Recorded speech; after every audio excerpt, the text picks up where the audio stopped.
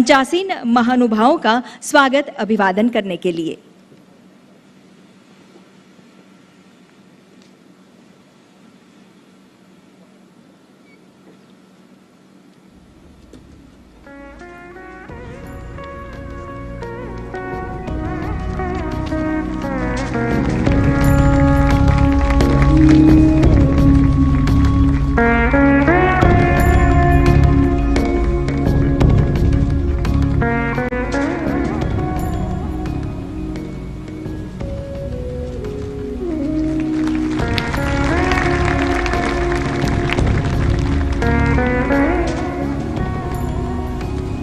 बहुत बहुत धन्यवाद।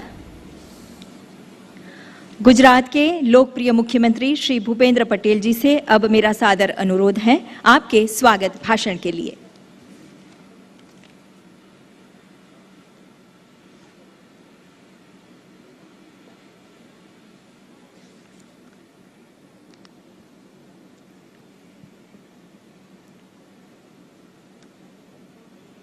मिशन लाइफ के ग्लोबल लॉन्चिंग अवसर पर हमारे मार्गदर्शन करने उपस्थित विश्व के सर्वाधिक लोकप्रिय नेता और हमारे माननीय प्रधानमंत्री श्री नरेंद्र भाई मोदी साहब, संयुक्त राष्ट्र के महासचिव श्री एंटोनिया गुतारेस, विदेश मंत्री श्री एस जयशंकर जी, संयुक्त राष्ट्र के विभिन्न एजेंसियों के प्रतिनिधिगण और भारत के मिशन के प्रमुख और सभी केंद्रीय मंत्री श्री एवं प्रतिष्ठित अतिथिगण, आप सभी का मिशन लाइफ के ग्लोबल लॉन्चिंग समारोह में हार्दिक स्वागत करता है। आज हम इस मंच से गौरव के साथ कह सकते हैं कि जब विश्व में ग्लोबल लीडर सोलर एनर्जी तथा ग्रीन क्लीन एनर्जी की सिर्फ बात कर रहे थे, तब गुजरात के मुख्यमंत्री के तौर पर हमारे प्रधानमंत्री श्री नरेंद्र भाई मोदी जी ने अपनी दूरदर्शिता से इस विषय में ठोस कदम उठाए थे। प्रधानमंत्री श्री नरेंद्र भाई मोदी के गुजरात के मुख्यमंत्री कार्यकाल के दौरान उनके नेतृत्व में गुजरात एशिया का पहला ऐसा राज्य था जिसने 2009 में एक अलग क्लाइमेट चेंज विभाग की शुरुआत की थी। आदरणीय श्री नरेंद्र भाई मोदी जी के विजन से ही राज्य में कैनाल टॉप सोलर प्लांट स्थापित किए गए और सीमावर्ती क्षेत्र चारणका में 730 मेगावाट के सोलर पार्क की स्थापना हुई है। इतना ही नहीं, विश्व जब क्लाइमेट चेंज के सामने लड़ने के रास्ते खोज रहा था, तब नरेंद्र भाई मोदी जी ने अपने अनूठे विजन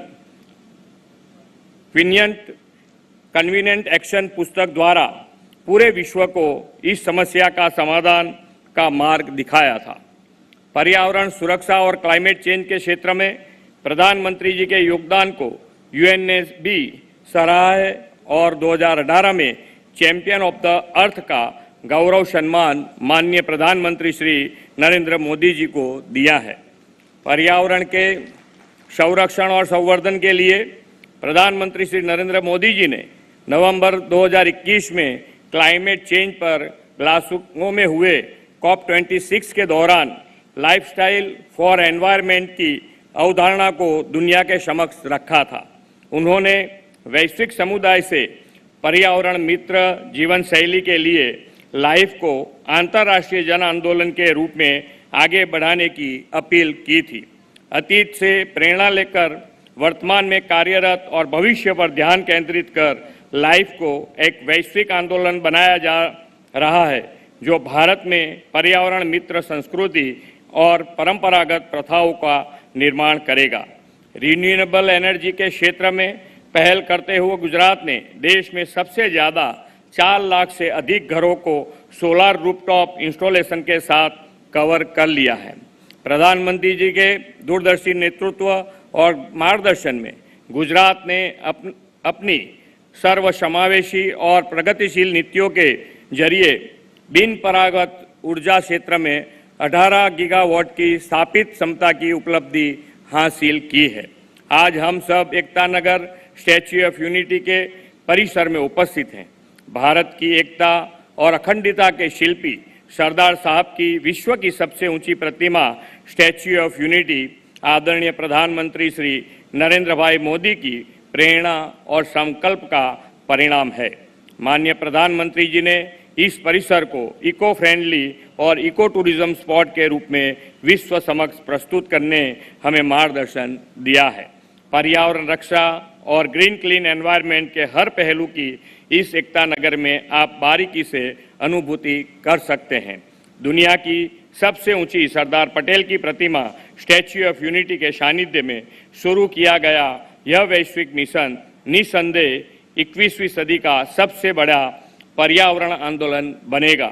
इस विश्वास के साथ मैं फिर एक बार आप सभी का स्वागत करते हुए अपनी बात पूर्ण करता हूं। भारत माता की जय। वंदे मातरम। जय जय गरवी गुजरात।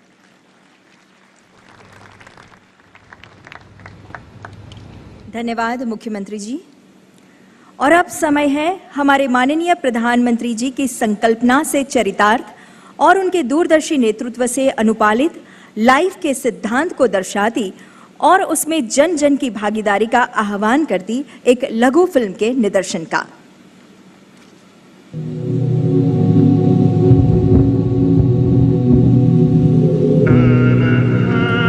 सब कहते हैं कि दुनिया बदल रही है। कभी कभी मुझे भी लगता है हमारी दुनिया बदल रही है, पर अच्छे के लिए नहीं, बुरे के लिए। पर ये हुआ कैसे? मैं भी चाहती हूँ हमारी दुनिया बदले, लेकिन अच्छे के लिए। और जब 2030 में मैं 21 साल की हो जाऊंगी, जोश और सपनों से भरी, सिर्फ मैं ही नहीं, लाखों लोग और भी, तब क्या हमारी दुनिया हमारे सपने पूरे कर पाएगी? 2030 तक ही तो हम सब ने सस्टेनेबल डेवलपमेंट गोल्स को पूरा करने का वादा किया है ना। मतलब आज से 2000 दिन बाद क्या हम वो वादा पूरा कर पाएंगे एक साथ? हाँ, बिल्कुल। शायद इसका हल हमारे पास है, बस जरूरत है तो इसे जन आंदोलन बनाने की, स्वच्छ भारत मिशन की तरह। यही तो लाइफ है। लाइफ, पता है ये मैंने सबसे पहले कहाँ सुना? ये एक शब्द है लाइफ, LIFE, यानी लाइफ स्टाइल फॉर एनवायरमेंट। आज जरूरत है कि हम सभी लोग एक साथ आकर कलेक्टिव पार्टिसिपेशन के साथ लाइफ स्टाइल फॉर एनवायरमेंट यानी लाइफ को एक अभियान की तरह आगे बढ़ाएं।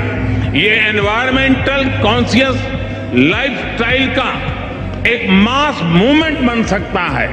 आज आवश्यकता है माइंडलेस और डिस्ट्रक्टिव कंजम्पशन के बजाय माइंडफुल और डेलिबरेट यूटिलाइजेशन की। लाइफस्टाइल फॉर एनवायरनमेंट भारत में बना दुनिया के लिए। हमारे प्रधानमंत्री जी की ये सोच सिर्फ भारत के लिए ही नहीं, पूरे विश्व के लिए है। किसी एक इंसान या समुदाय के लिए ही नहीं, हर राष्ट्र के लिए है। और हम सब इस आंदोलन से जुड़ सकते हैं इन 5 कदमों से। पहला कदम वही जो हमारे दादा दादी, नाना नानी हमेशा करते आए हैं। सदियों से सुनते बोलते आ रहे हैं कि मौसम में लगे और आसपास उगे वही खाओ पियो, सेहत चौकस और साथ में खाने और ईंधन की बचत भी। நமது உணவுகள் இப்பொழுது மாற்றப்பட்டிருக்கிறது. நாம் தினைகளை இந்த நேரத்தில் வரவேற்றுக் கொள்கிறோம். ஆனால் தினைகள் நமது உணவுகளையும் மகிழ்ச்சியையும் கலாச்சாரத்தையும் அறிவு கொண்டு இருக்கிறது. அதனாலே நாங்கள் தினைகளை வரவேற்றுக் கொள்கிறோம். दूसरा कदम, कदम उठाओ, समझे? मेरी रोज की सवारी, बस नंबर 11, मेरे पैर।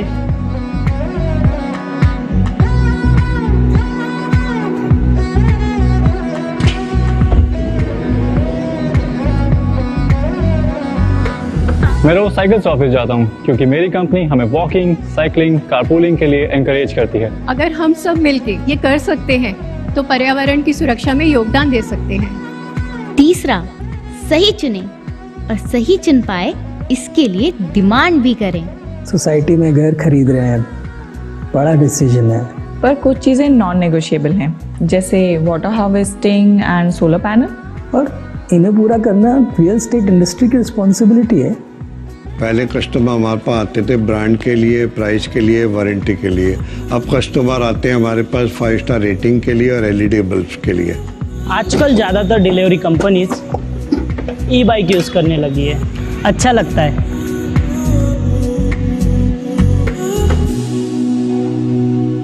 चौथा कदम सिंपल, लाइव स्विच ऑन करने के लिए स्विच ऑफ करो।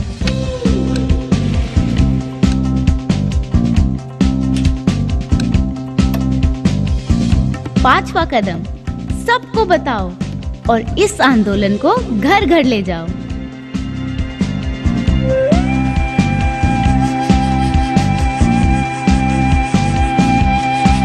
मेरे देश को अपना वादा याद है और वो वादा हम बातों से नहीं, काम से पूरा करेंगे और हर देश, हर इंसान को साथ लेके पूरा करेंगे।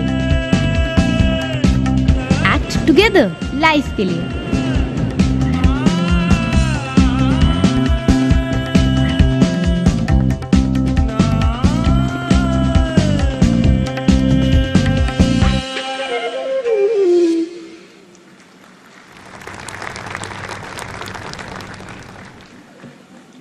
तो ये है लाइफ का जन आंदोलन। विश्व भर के देश उत्साहित है लाइफ के इस अभियान में भागीदारी के लिए। Argentina, Estonia, France, Georgia, Guyana, Madagascar, Maldives, Mauritius, Nepal और यूनाइटेड किंगडम्स, इन सभी देशों के राष्ट्रीय अध्यक्षों के उत्साहवर्धक और लाइफ के प्रति उनके सहयोग से सबर उनके इन संदेशों को अब आइए सुनते हैं।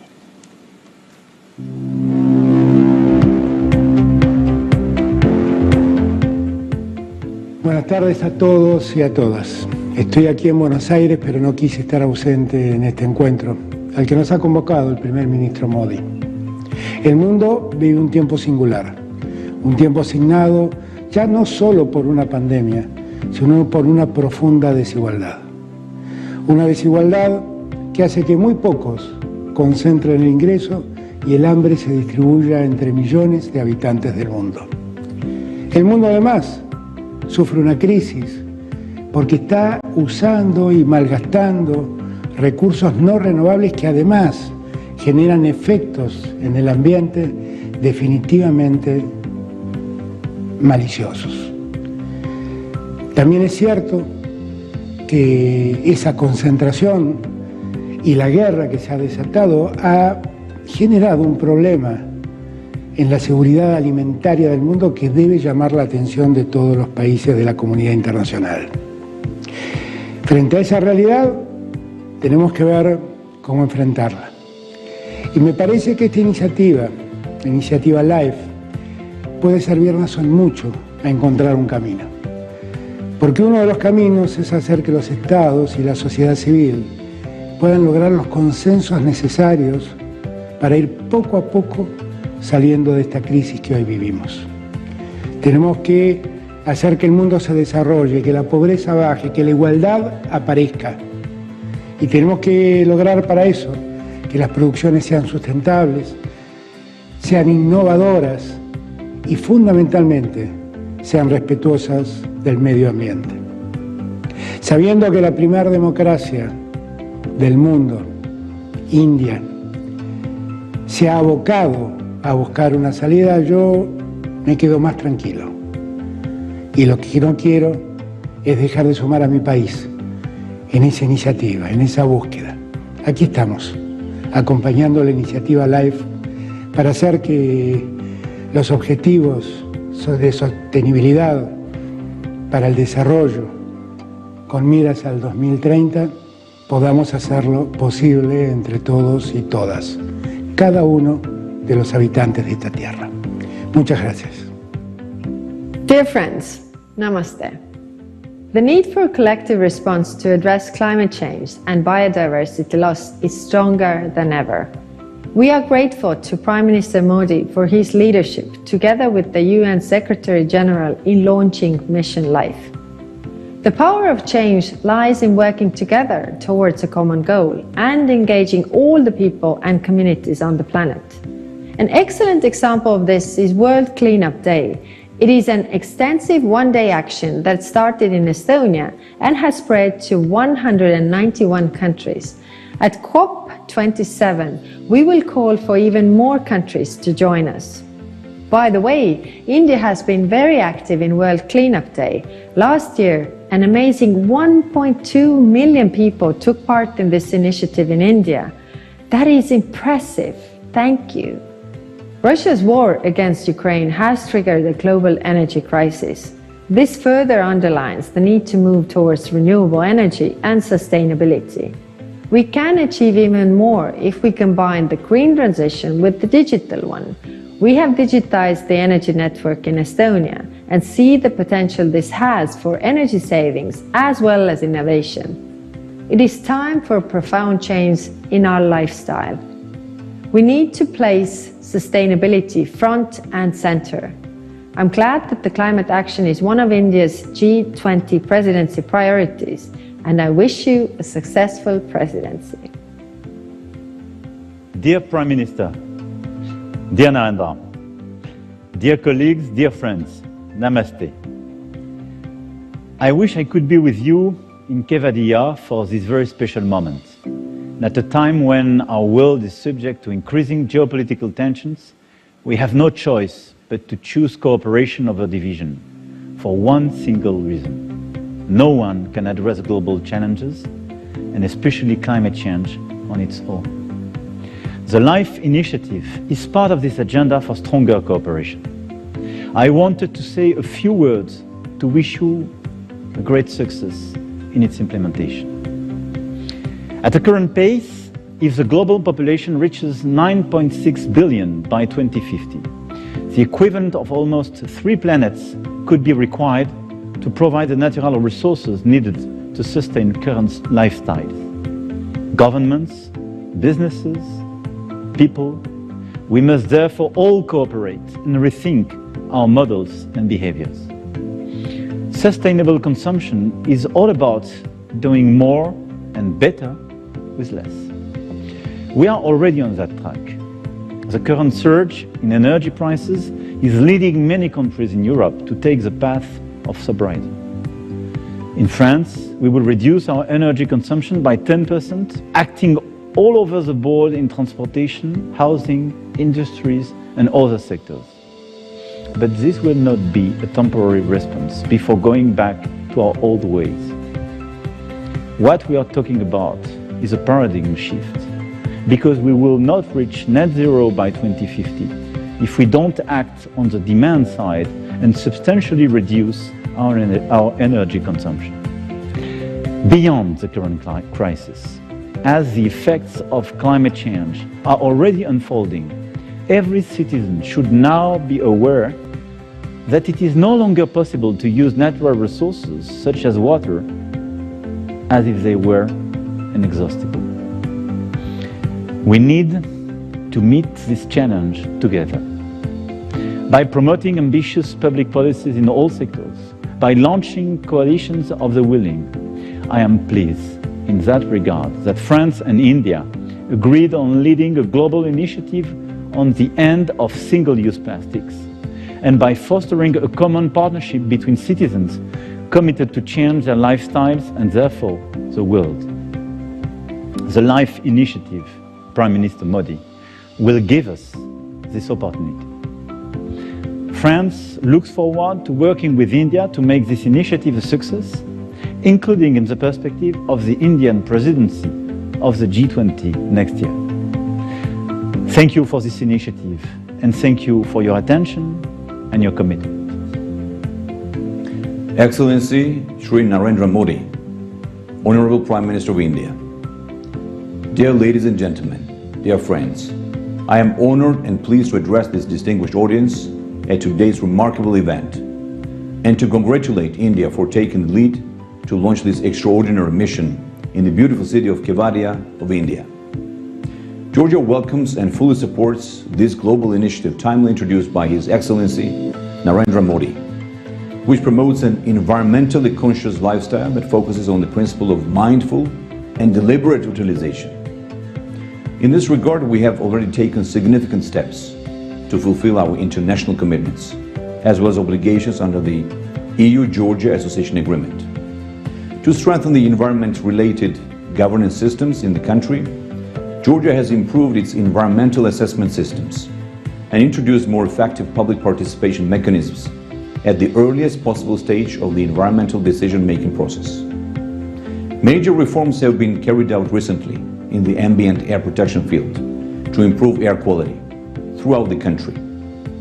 Georgia is one of the few countries worldwide where national parks are a genuine high-level national priority, embedded in national policies and strategies.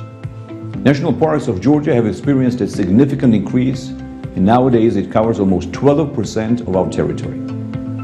40% of my country's territory is covered by forests. Therefore, sustainable forest management is an important priority for our government.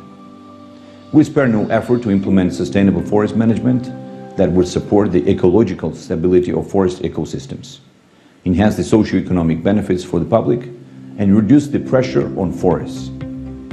In order to address the negative consequences of climate change, Georgia, in accordance with the Paris Agreement, has updated nationally determined contribution document, which sets a new 2030 climate change strategy and an action plan for mitigation measures.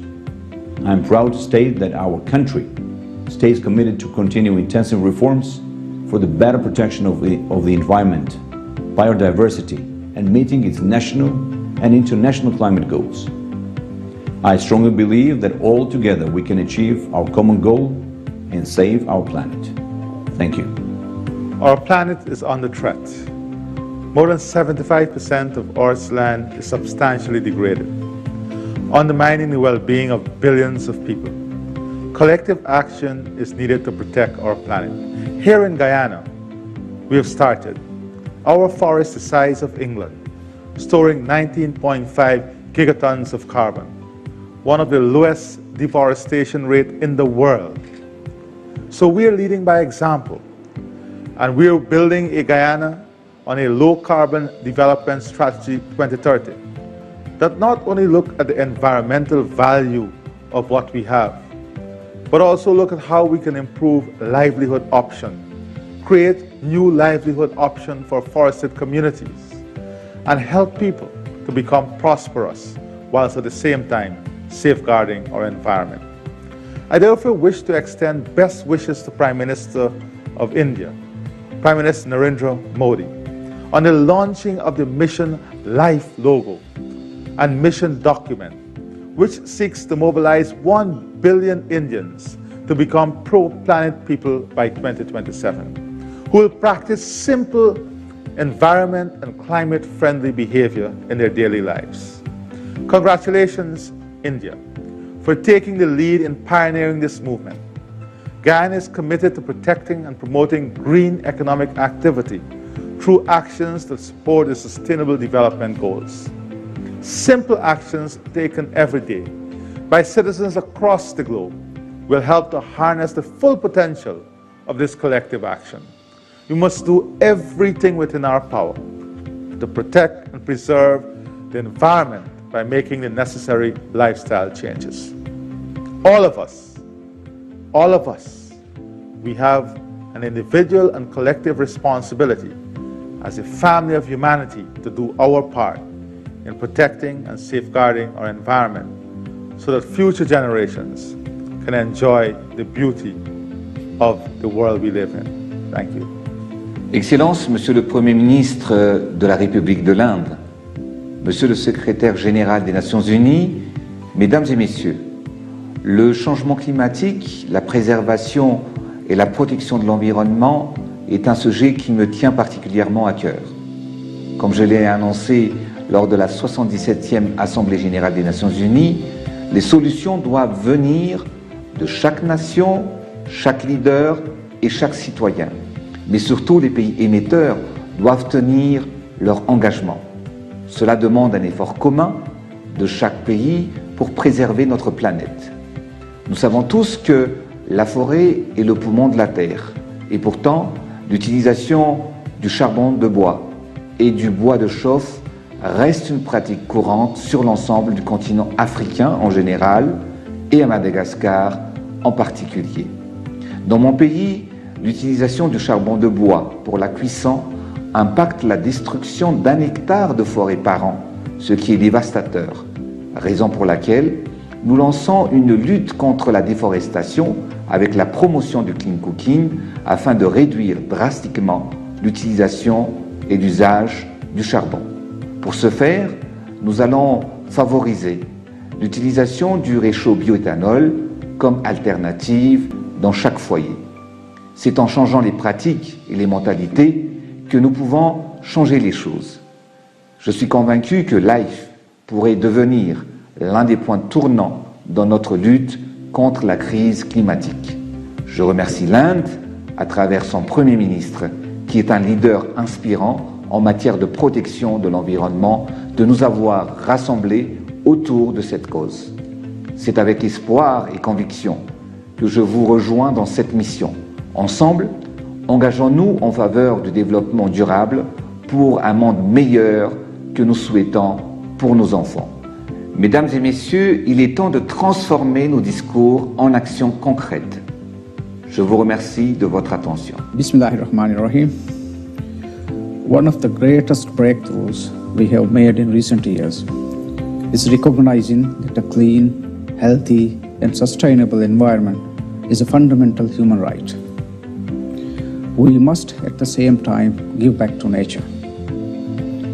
It is time we unpack the lessons left behind by our early ancestors. They taught us that love and respect for our natural heritage are essential for sustainable and resilient development. Prime Minister Modi's mission life could not have come at a more crucial juncture. The ill effects of the climate crisis come at us with full force, growing in severity the longer we let our inactions drag on. This ambitious initiative is a call for action. Let's not end it there. You see, the best chances of our very survival is on our own hands. Together, let's reflect on our lifestyles and make swift changes towards eco-friendly habits. Simple things in our everyday lives, like choosing to walk more instead of driving, or planting trees wherever we can, all add up to redressing environmental degradation. Individual actions may appear insignificant on their own, but when pulled together, they have the power to spur transformative impact. Modi stands with the pro-planet people of India. We will do our part to make sure the health and wealth of our planet survive to benefit tomorrow's generations. Governments are joining hands with businesses around the world to address environmental issues. However, policy reforms and economic initiatives are not enough to save our planet. Lifestyle changes at the individual level and behavioral changes at the community level are needed to reduce the strain on the environment. I therefore strongly support the movement launched by Prime Minister Shri Narendra Modi ji to build on good practices at the level of individuals, communities and institutions in order to accelerate the transition to a more sustainable future. If human activities continue at the present pace, by 2050 we will need 3 planets to sustain our way of life. Business as usual is no longer an option. Allow me to end with a quote of Mahatma Gandhi. The world has enough for everyone's need, but not for everyone's greed. I congratulate Prime Minister Narendra Modi and Government of India for advancing the idea for lifestyle, for the environment. This is a pioneering movement that can help fight climate change and achieve SDGs, to build on the idea that positive changes in individual actions and behaviors are the key parts of the climate solution that the world urgently needs. I thank organizer for giving Nepal this opportunity to express our support to the pioneering movement such as LIFE, as well as express the need for work collectively to save our planet for better future of our people. Thank you very much. In November last year, the world came together in the UK to sign the Glasgow Climate Pact. It was a landmark deal. It showed that governments are ready to take decisive action on climate change and that we must all keep increasing our ambition. Now the energy crisis is showing once again that we need to go further and faster. As democracies, we must work together to secure energy independence and protect our economies. That's why we're turbocharging our rush to renewables. We're investing with partners like India to help build vital climate infrastructure. And we're working together to turn our net zero commitments into action. It's a real pleasure to join Prime Minister Modi in launching the LIFE initiative today, and I commend India's leadership. This is all about helping people make greener choices and live more sustainable lives. So let's keep making those long-term choices, let's keep leading the way, and let's take another big step forward together in Sharm el-Sheikh next month and with India's G20 presidency next year.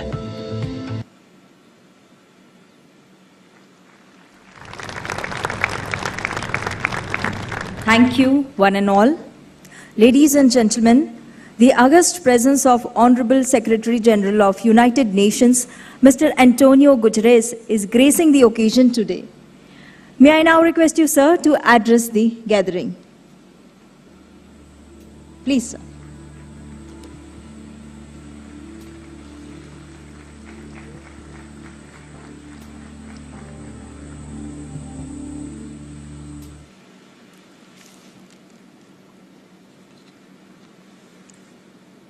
Honorable Prime Minister Modi, Excellencies, dear friends, I'm honored to be with you at the Statue of Unity to launch the Lifestyles for the Environment initiative.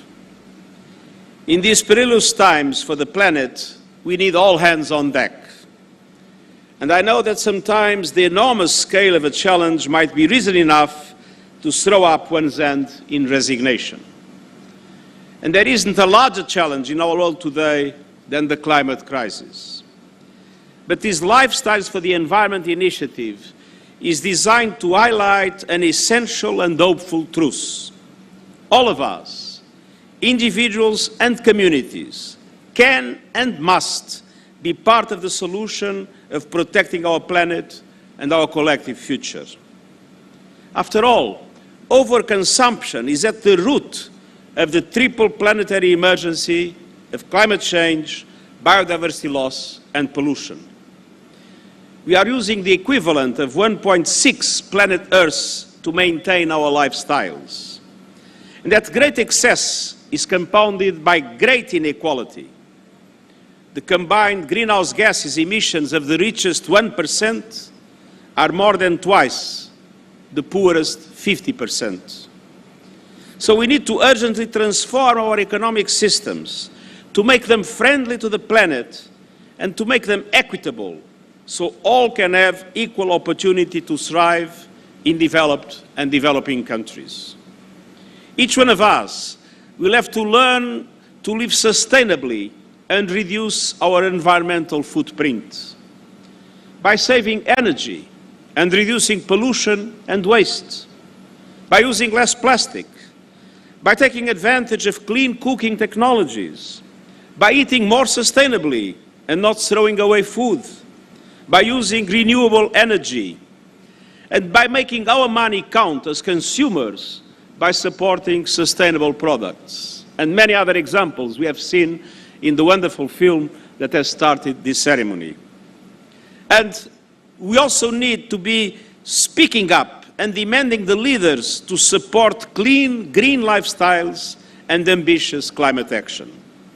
This is the mission of the Lifestyles for the Environment initiative that I hope can spread throughout the world.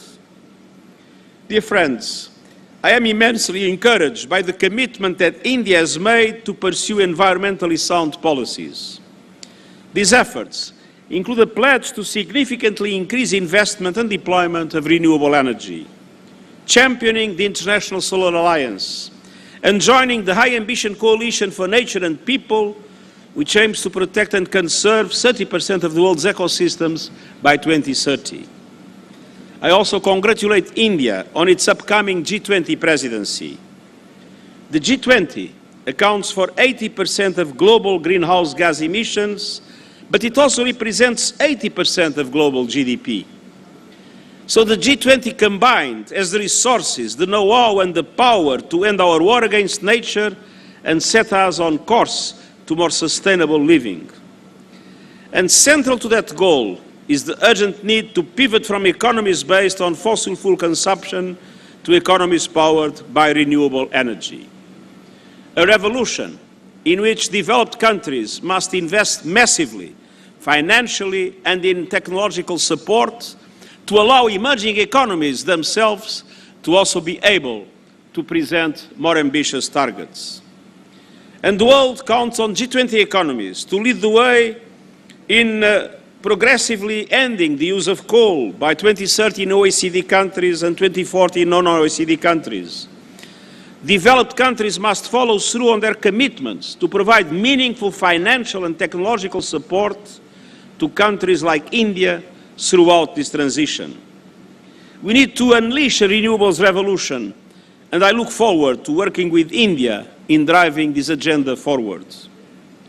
Dear friends, in 3 weeks, world leaders will meet in Egypt for the next United Nations Climate Change Conference, COP27.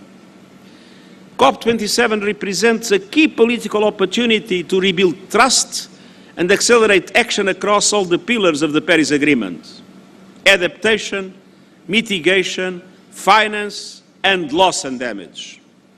Full implementation of the financial commitments made in Paris, a quantum leap in support to adaptation in developing countries, and measurable progress and serious progress in loss and damage are essential conditions to reestablish trust between developing and developed countries around the world. With its vulnerability to climate impacts and its massive economy, India can play a critical bridging role. We have no time to lose. We are in imminent danger of failing to meet the goal of limiting global temperature rise to 1.5 degrees Celsius. And our global goal is to be net zero emissions by 2050. And to achieve this, we must collectively halve global emissions from 2010 levels by 2030. And as the LIFE initiative highlights, every citizen has a role to play. And that includes everyone, everywhere, using their voice to urge their leaders to take much-needed ambitious climate action. Dear friend, as the Prime Minister of Mauritius has recalled, Mahatma Gandhi reminded us that the world has enough for everyone's need, but not enough for everyone's greed. That perfectly captures the situation we face now. Unfortunately, for the time being, greed is prevailing over need, and we need to reverse this trend. The planet is able to support each and every one of us, but we must treat its resources with wisdom and respect. So today, let us pledge to alter our economies and our lifestyles so we are able to share Earth's resources fairly and take only what we need. And let us count on India, as it assumes the G20 presidency, to help usher in a new era of sustainability fully in line with its history, its culture, and its tradition. Thank you.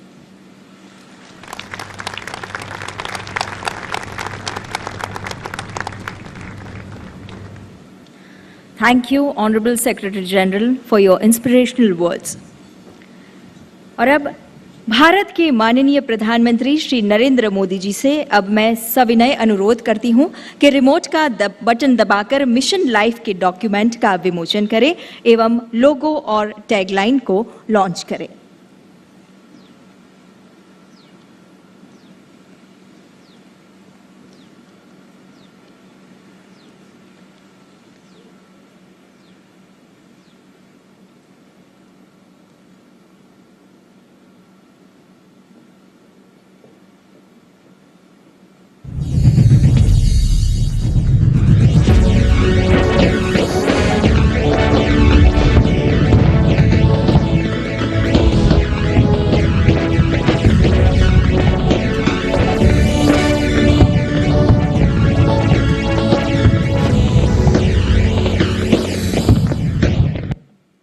Thank you, dignitaries. आइए हम भी करतल ध्वनि से इस launch का, इस क्षण के हम साक्षी बने।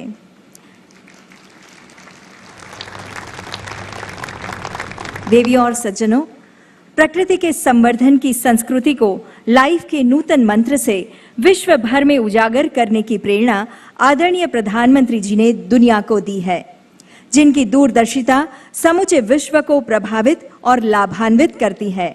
ऐसे वैश्विक नेता भारत के यशस्वी प्रधानमंत्री श्री नरेंद्र मोदी जी से अब सादर अनुरोध करते हैं आपके मार्गदर्शन के लिए।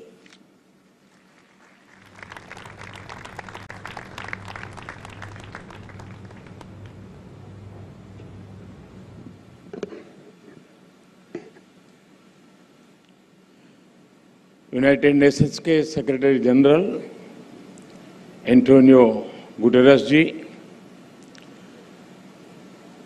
गुजरात के मुख्यमंत्री श्री भूपेंद्र भाई पटेल, भारत के विदेश मंत्री डॉक्टर एस जयशंकर जी, देश विदेश से आए सभी अन्य महानुभाव, देवियों और सज्जनों, इस गौरवशाली धरती पर आप सबका हार्दिक स्वागत है। एंटोनियो गुटेरेस जी के लिए तो भारत दूसरे घर जैसा है। आपने अपना युवावस्था में बहुत बार भारत की यात्रा भी की है। गोवा से आपके पारिवारिक संबंध भी है। मुझे ऐसा लग रहा है कि मैं गुजरात में आज अपने परिवार के ही किसी सदस्य का स्वागत कर रहा हूं। एंटोनियो गुटेरेस जी, आपका यहां आने के लिए बहुत बहुत आभार, बहुत बहुत अभिनंदन। मुझे खुशी है कि मिशन लाइफ को लॉन्चिंग के समय से अनेक देश इस संकल्प के साथ जुड़े हुए हैं। मैं फ्रांस के प्रेसिडेंट श्री मैक्रो, यूके के प्रधानमंत्री लीज ट्रस, गुयाना के प्रेसिडेंट इरफान अली, अर्जेंटीना के प्रेसिडेंट आल्वो फर्नांडिस, मॉरिशस के प्रधानमंत्री प्रवीण जगन्नाथ,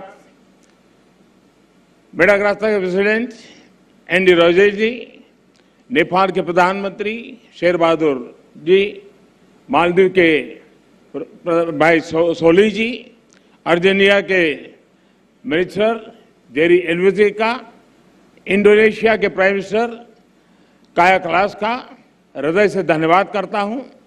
साथियों, ये आयोजन हमारे राष्ट्रीय गौरव सरदार वल्लभ भाई पटेल की विशाल प्रतिमा स्टैच्यू ऑफ यूनिटी के सानिध्य में हो रहा है और क्लाइमेट चेंज के खिलाफ लाइफ में यूनिटी ही सबसे महत्वपूर्ण फैक्टर है। दुनिया की सबसे बड़ी प्रतिमा हमें पर्यावरण से जुड़े ऊंचे लक्ष्य तक तय करने और उन्हें पूरा करने की प्रेरणा देगी। साथियों, जब प्रतिमान विशाल होते हैं तो कीर्तिमान भी विशाल होते हैं। इस कार्यक्रम का आयोजन गुजरात में होना बहुत मायने रखता है और ये बिल्कुल उपयुक्त भी है। गुजरात भारत के उन राज्यों में से एक है जिसने सबसे पहले रिन्यूएबल एनर्जी और एनवायरनमेंट प्रोटेक्शन की दिशा में काफी बहुत कदम उठाना शुरू कर दिया था। चाहे बात नहरों पर सोलर पैनल लगाने की हो या सूखाग्रस्त इलाकों में जल स्तर बढ़ाने के लिए वाटर कंजर्वेशन का अभियान हो, गुजरात हमेशा एक प्रकार से लीडर के रूप में, एक ट्रेंड सेटर के रूप में रहा है। साथियों, क्लाइमेट चेंज को लेकर ऐसी धारणा बना दी है जैसे सिर्फ पॉलिसी से जुड़ा विषय है, लेकिन जैसे ही हम इस मुद्दे का पॉलिसी से जोड़कर देखने लगते हैं, जाने अनजाने में हमारे मन में ये बात बैठ जाती है कि इस पर सरकार ही कुछ करेगी, या फिर ये सोचते हैं कि अंतर्राष्ट्रीय संस्थाओं को इस पर कोई कदम उठाना चाहिए। ये बात सही है कि सरकार, अंतर्राष्ट्रीय संस्थाएं, उनकी भूमिका बड़ी है और वो इसे संभाल करने का प्रयास भी कर रहे हैं।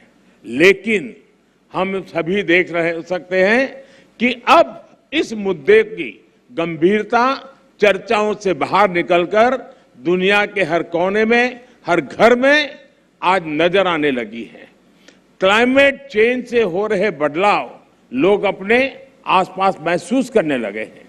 पिछले कुछ दशकों में हमने इस दुष्प्रभाव को और तेज देखा है, अप्रत्याशित आपदाओं को झेला है।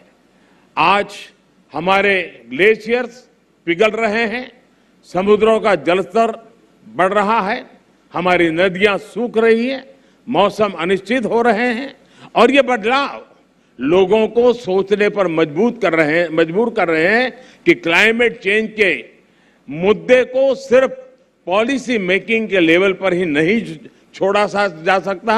लोग खुद महसूस करने लगे हैं कि एक व्यक्ति, एक परिवार और एक समुदाय के तौर पर उन्हें इस धरती के लिए, इस प्लेनेट के लिए कुछ न कुछ जिम्मेवारी उठानी चाहिए, खुद ने भी कुछ करना चाहिए।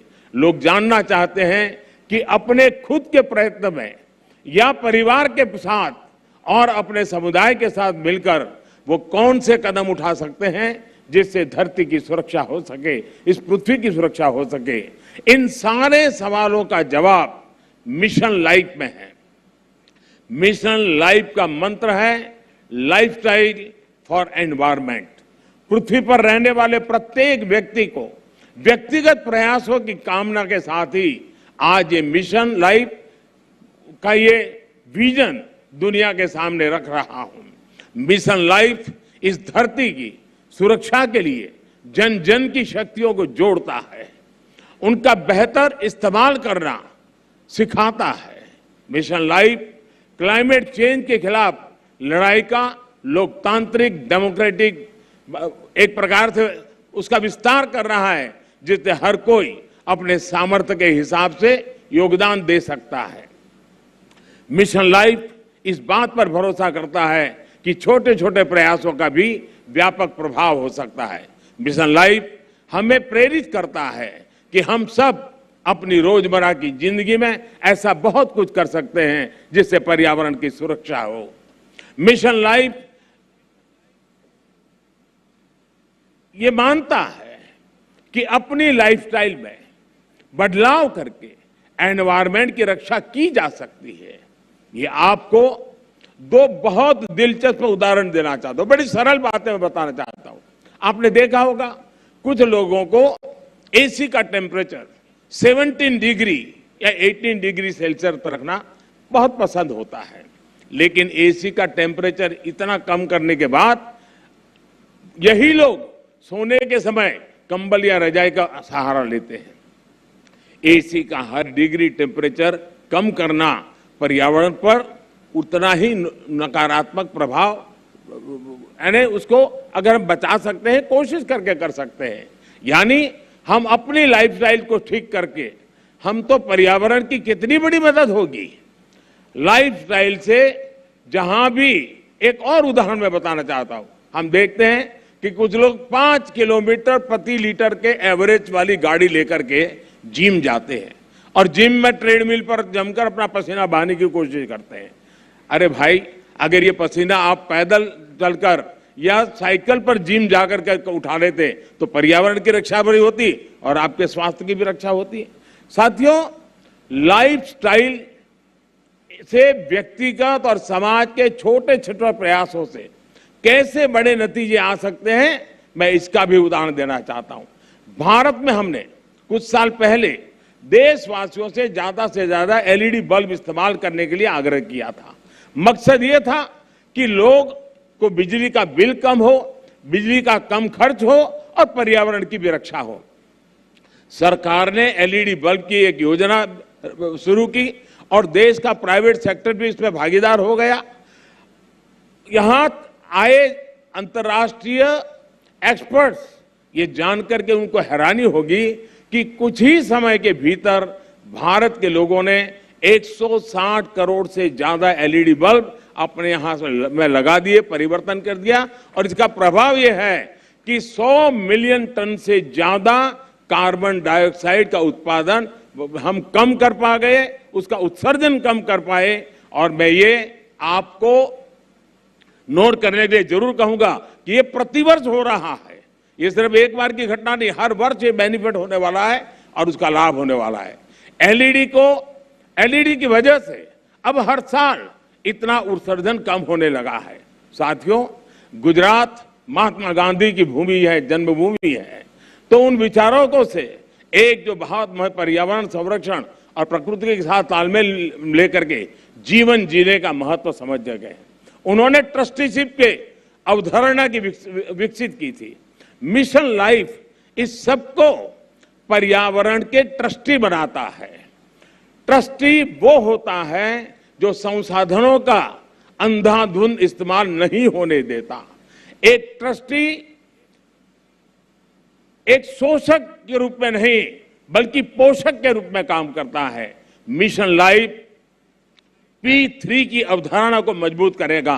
P3 यानी प्रो प्लेनेट पीपल।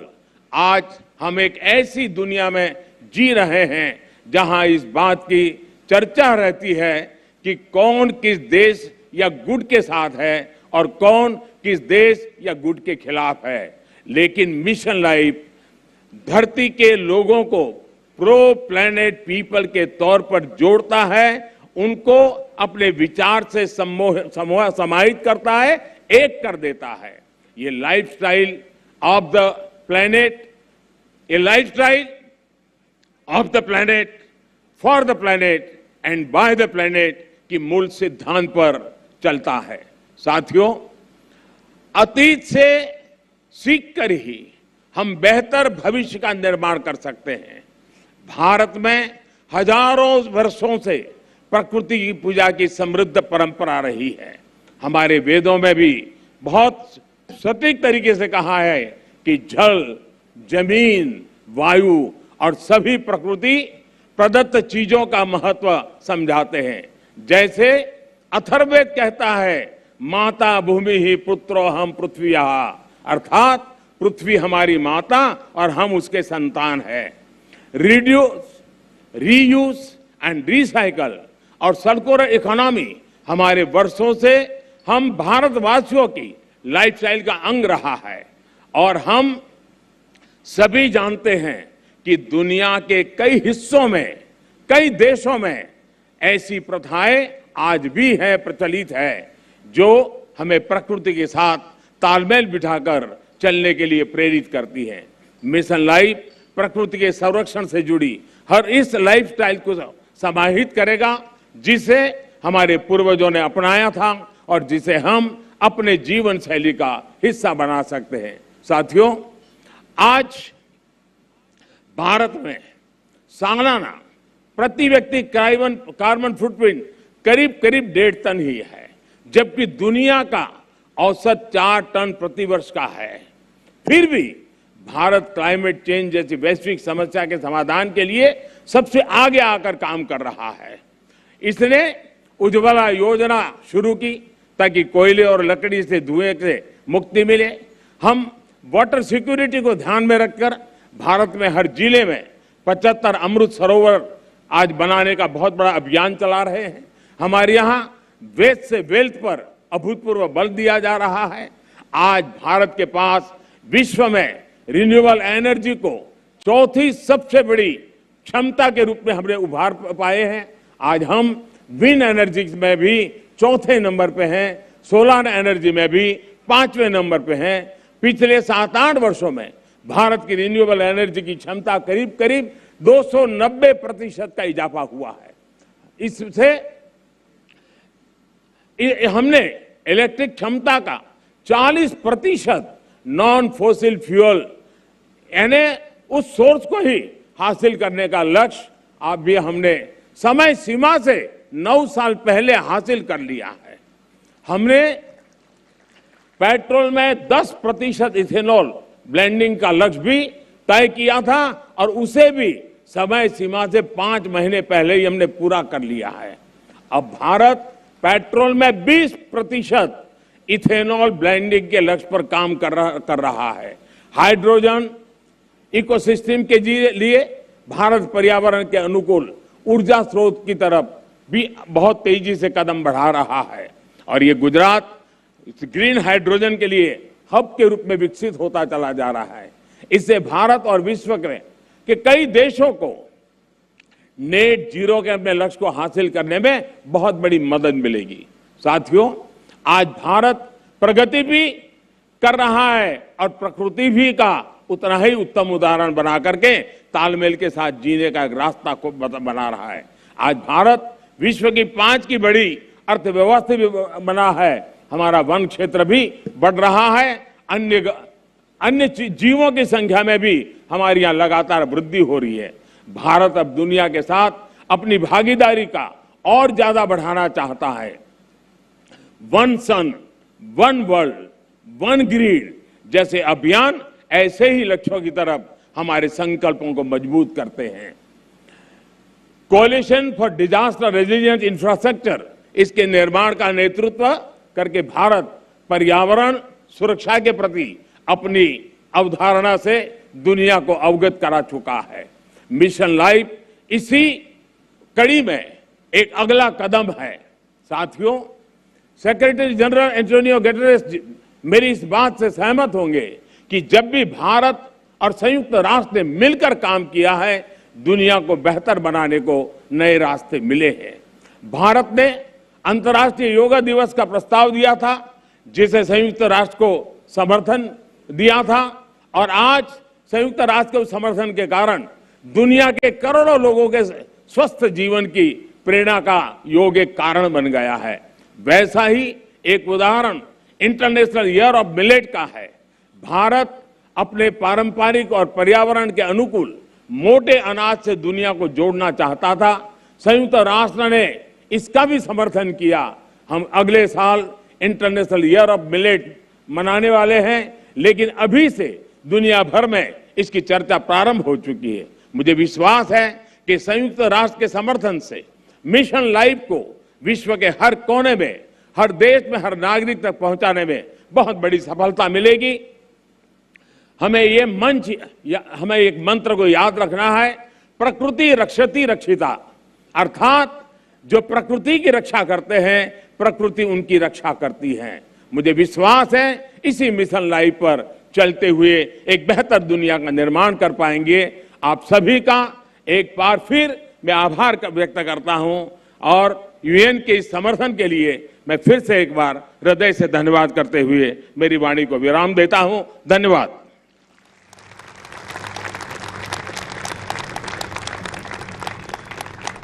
बहुत बहुत धन्यवाद।